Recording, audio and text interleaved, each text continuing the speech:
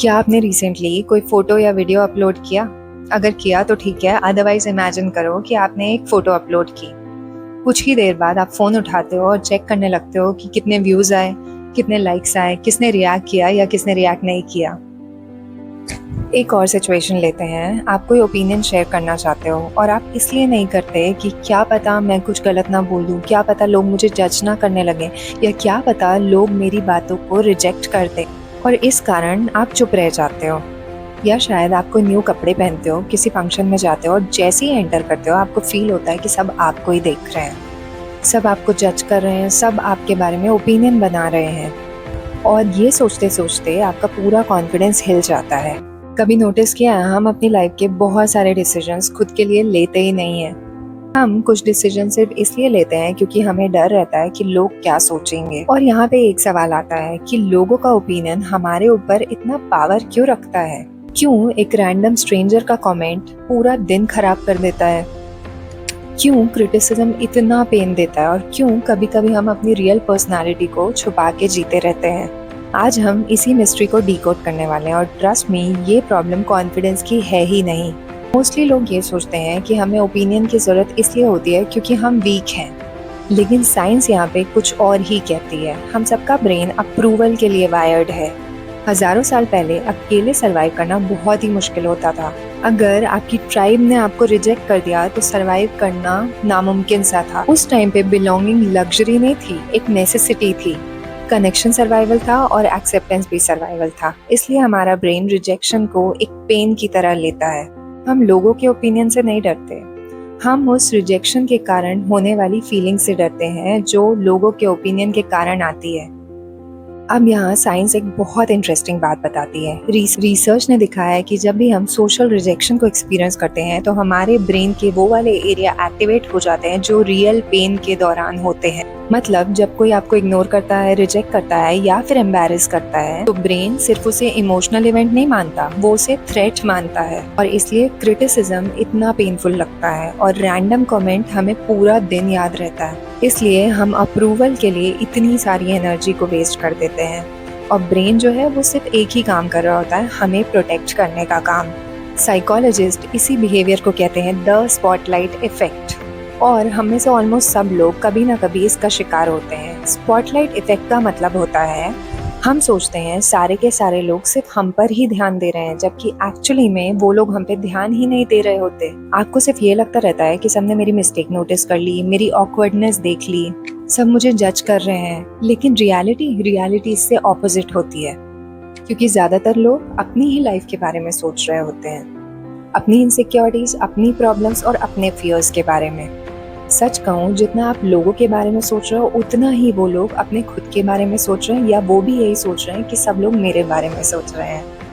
अब यहाँ पे सवाल ये आता है कि कुछ लोग जजमेंट से इतना ज़्यादा इफेक्ट क्यों होते हैं और कुछ लोग रिलेटिवली कम इफेक्ट क्यों होते हैं। यहाँ हमारा चाइल्डहुड एक बहुत इंपॉर्टेंट रोल प्ले करता है। इमेजिन करो, बचपन में किसी बच्चे को तभी अप्रूवल मिला जब उसने कोई काम अच्छे तरीके से किया, अच्छे मार्क्स लाए, अच्छा बिहेवियर, अचीवमेंट्स और सक्सेस। उसका ब्रेन धीरे धीरे एक बिलीफ बना लेता है कि मेरी वैल्यू मेरे परफॉर्मेंस में है, और फिर अडल्टहुड में हर एक क्रिटिसिज्म पर्सनल लगने लगता है, क्योंकि यहाँ पे क्रिटिसिज्म सिर्फ बिहेवियर को चैलेंज नहीं कर रहा होता है, क्रिटिसिज्म यहाँ पे उसकी आइडेंटिटी को चैलेंज कर रहा होता है। इसी तरह अगर बचपन में बार बार कंपैरिजन हुआ हो, जैसे कि पेरेंट्स बार बार बोलते हो देखो वो कितना बेटर है, देखो अपनी बहन को कि वो कितने अच्छे से काम करती है, तो हमारा ब्रेन ये सीख लेता है कि हमें कॉन्स्टेंटली मेजर किया जा रहा है, और फिर अडल्टहुड में कंपैरिजन जो है वो ऑटोमेटिक हो जाता है। और अब सोशल मीडिया ने इस कंपैरिजन को एम्पलीफाई कर दिया है। पहले कंपैरिजन बहुत लिमिटेड था, लेकिन अब हम घर पे बैठे हुए किसी से भी कंपेयर कर सकते हैं, किसी के रिलेशनशिप से, किसी की लाइफस्टाइल से, किसी के करियर से, और हर एक एरिया ऑफ लाइफ से। और फिर हमारा ब्रेन क्वाइटली पूछता है कि मैं सबसे पीछे क्यों हूँ। लेकिन एक चीज़ याद रखो, आप अपने बिहाइंड द सीन को किसी और के स्पॉटलाइट रील से कंपेयर कर रहे हो, और ये कंपैरिजन कभी भी फेयर नहीं होता। कंपैरिजन का गेम ऐसा है जिसमें विनर भी इवेंचुअली लूजर फील करता है। लेकिन फ्रीडम तब शुरू होता है जब आप ये समझते हो कि लोगों का ओपिनियन और आपकी आइडेंटिटी एक नहीं है। अगर कोई आपको रिजेक्ट करता है तो इसका मतलब ये नहीं कि आप रिजेक्टेबल हो, और वैसे ही अगर कोई आपको क्रिटिसाइज करता है तो इसका मतलब ये नहीं कि आप वर्थलेस हो। और अगर आपको कोई समझ नहीं पाता तो इसका मतलब ये नहीं कि आपने कुछ गलत है। तो अगली बार जब आप लोगों के जजमेंट से डर रहे हो तो खुद से एक सवाल पूछना, क्या मैं अपनी लाइफ जी रहा हूँ या फिर लोगों के एक्सपेक्टेशंस को जी रहा हूँ? ये क्वेश्चन बहुत ही अनकंफर्टेबल है लेकिन पावरफुल है, क्योंकि यहीं से अवेयरनेस की बिगनिंग होती है। और एक दिन आप रियलाइज करोगे कि लोगों को इम्प्रेस करने की कोई फिनिश लाइन नहीं है। कोई ना कोई होगा जो आपको जज करेगा, कोई ना कोई होगा जो आपको पसंद नहीं करेगा, और हमेशा कोई ना कोई ऐसा भी होगा जो आपको मिसअंडरस्टैंड करेगा। और इसलिए ये बात याद रखना कि पीस अप्रूवल से कभी नहीं आता, पीस आता है ऑथेंटिसिटी से। जब आप वो बनना छोड़ देते हो जो सबको पसंद आए और सच में वो बनते हो जो आप एक्चुअली में हो। और ये हो सकता है कि तुम्हें लोगों के ओपिनियन की परवाह इसलिए नहीं है क्योंकि तुम वीक हो सकता है तुम्हारा ब्रेन सिर्फ वही कर रहा हो जो उसने हजारों सालों तक सर्वाइवल के लिए किया था, बिलोंग करना, एक्सेप्ट होना और सेफ रहना।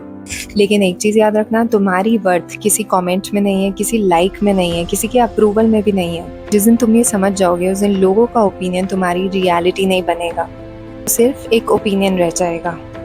तो तुम मुझे कमेंट्स में बताओ कि तुम सबसे ज्यादा किस चीज के जजमेंट से डरते हो।